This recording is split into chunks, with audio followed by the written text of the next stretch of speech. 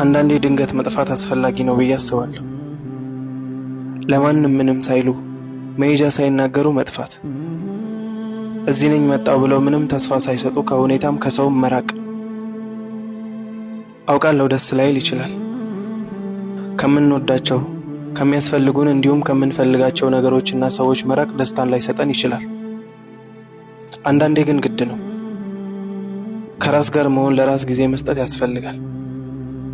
ከዛም ከፍ ካለ ላይመለሱ መጥፋት።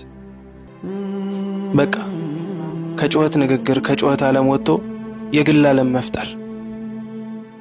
የእውነት ደስታን መፈለግ፣ ለሰው ውሸት ሳይሆን ለራስ እውነት መሳቅ። እስከ መቼ ድረስ ነው የምንወዳቸው እንዳይከፋቸው ስንል የውሸት የምንስቀው?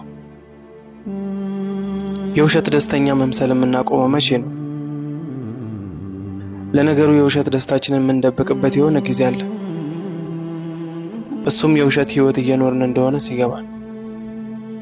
ሳናቀው ራሳችንን ማጣት ስንጀምር ከሰው ህይወት ወጥተን አዲሱን የራሳችንን ዓለም መኖር እንጀምራለን። መኖር ይቀጥላል። አመሰግናለሁ።